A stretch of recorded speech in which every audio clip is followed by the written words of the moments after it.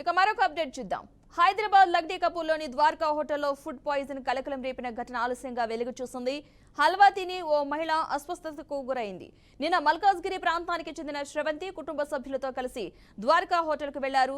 Carrot halwa తిన్నారు. అయితే తిన్న కొద్దిసేపటికే డీహైడ్రేషన్ కు గురి కావడంతో పాటు కడుపు నొప్పితో కుప్పకూలింది. వెంటనే స్పందించిన కుటుంబ సభ్యులు ఆమెను ఆసుపత్రికి తరలించారు. ఫుడ్ పాయిజన్ వల్లే తనకి పరిస్థితి వచ్చిందని ఖైరతాబాద్ పోలీసులకు ఫిర్యాదు చేశారు. శ్రవంతి ఫిర్యాదు మేరకు కేసు నమోదు చేసిన ఫుడ్ సేఫ్టీ అధికారులకు సమాచారం అందించారు. ఆహార పదార్థాల శాంపిల్స్ ను ల్యాబ్ కు పంపినట్లు పోలీసు అధికారులు తెలిపారు.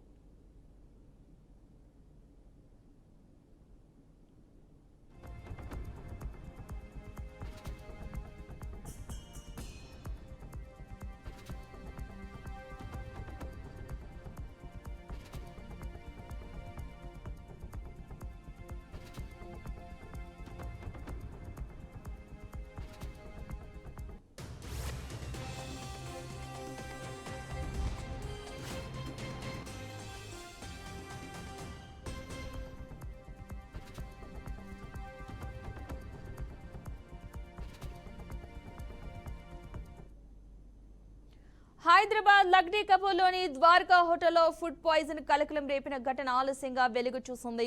హల్వా తిని ఓ మహిళ అస్వస్థతకు గురైంది. నిన్న మల్కాజ్గిరి ప్రాంతానికి చెందిన శ్రవంతి కుటుంబ సభ్యులతో కలిసి ద్వారకా హోటల్కు వెళ్లారు. క్యారెట్ హల్వా తిన్నారు.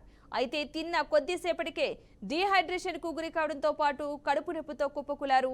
వెంటనే స్పందించిన కుటుంబ సభ్యులు ఆమెను ఆసుపత్రికి తరలించారు. ఫుడ్ పాయిజన్ వల్లే తనకి పరిస్థితి వచ్చిందని ఖైరతాబాద్ పోలీసులకు ఫిర్యాదు చేశారు. శ్రవంతి ఫిర్యాదు మేరకు కేసు నమోదు చేసిన పోలీసులు ఫుడ్ సేఫ్టీ అధికారులకు సమాచారం అందించారు. ఆహార పదార్థాల శాంపిల్స్ ను ల్యాబ్ కు పంపినట్లు పోలీసు అధికారులు తెలిపారు.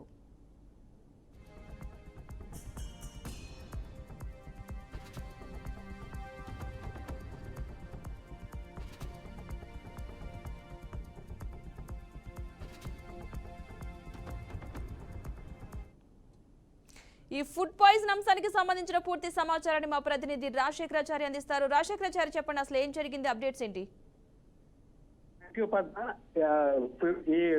ఈ కల్తీ ఫుడ్ గురించి సంబంధించి గత 2 రోజుల క్రితమే ఒక సిటీలో ఆందోళనకరమైన పరిణామాలు చోటు చేసుకున్నాయి. అవి మర్చిపోక ముందే మరొక విషయం వెలుగులోకి వచ్చింది. లక్డీ కపూర్ లో ఉన్నటువంటి ద్వారకా హోటల్ ఏదైతే ఉందో అందులో ఒక మహిళ హల్వా తిని అస్వస్థతకు గురైనట్టు సంఘటన వెలుగులోకి వచ్చింది. ఈ విషయం నిన్న జరిగింది. అయితే మల్కాజ్గిరి ప్రాంతానికి చెందినటువంటి శ్రవంతి కుటుంబ సభ్యులతో కలిసి ద్వారకా హోటల్కి రావడం జరిగింది. అక్కడ తను హల్వాకు సంబంధించి ఆర్డర్ ఇవ్వడం జరిగింది. ఆ హల్వా తిన్న తర్వాత తిని ఇంటికి వెళ్ళిపోయిన తర్వాత ఆమెకు డిహైడ్రేషన్ అవ్వడం, కడుపు నొప్పి రావడం తోటి ఆమె హాస్పిటల్ కు వెళ్ళింది. అయితే హాస్పిటల్కి వెళ్ళిన తర్వాత డాక్టర్ చెప్పిన విషయం ఏంటంటే ఇది ఫుడ్ పాయిజన్ అయింది అని చెప్పేసి డాక్టర్ చెప్పడంతో సదరు బాధితురాలు ఎవరైతే శ్రవంతి ఉందో వాళ్ళ కుటుంబ సభ్యులు ఆ పోలీసులకు ఫిర్యాదు చేయడం జరిగింది. అయితే పోలీసులు అక్కడ నుంచి పోలీసులు వెళ్ళి హోటల్ వెళ్ళి అక్కడ నమూనాలు సేకరించడం జరిగింది. అలాగే సీసీ ఫుటేజ్ సంబంధించినటువంటి సీసీ ఫుటేజ్ కూడా వాళ్ళు తీసుకోవడం జరిగింది. శ్రవంతి ఇచ్చినటువంటి ఫిర్యాదు మేరకు వాళ్ళపై కేసు నమోదు చేసి అక్కడ ఉన్నటువంటి అధికారులను విచారించడం జరిగింది. వాళ్ళపైన కేసు కూడా నమోదు చేయడం జరిగింది. అయితే ఫుడ్ పాయిజన్ శాంపిల్స్ కూడా వాళ్ళు కొన్ని రకాల హల్వాలను కూడా తీసుకెళ్ళడం జరిగింది. అయితే దీనిపైన కూడా హైదరాబాద్ సంబంధించిన సిఐ రాజశేఖర్ కూడా స్పందిస్తూ వాళ్ళపైన కేసు నమోదు చేశాము. బాధితురాలు శ్రవంతి ఇచ్చిన మేరకు వాళ్ళతో పాటు అక్కడ ఉన్న సిబ్బంది కూడా మేము ప్రశ్నించాము.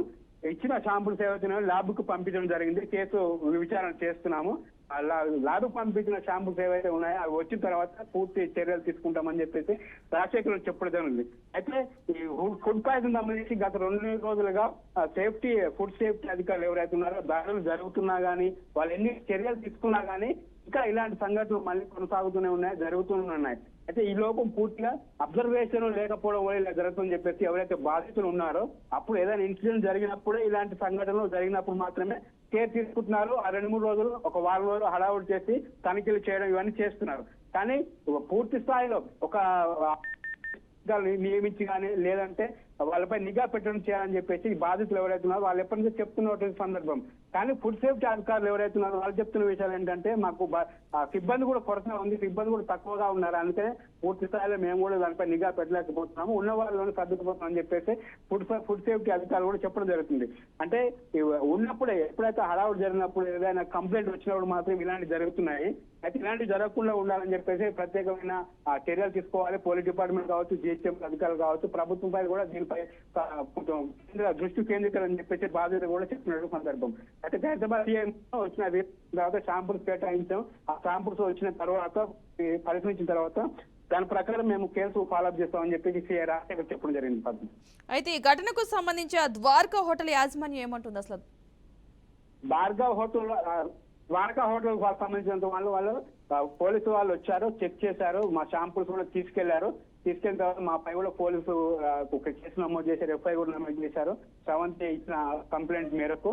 అయితే మమ్మల్ని కూడా పిలవడం జరిగింది. మేము కూడా ఎంక్వైరీలో పాల్గొన్నాము. వాళ్ళకి విచారణ కూడా మేము సహకరిస్తాము.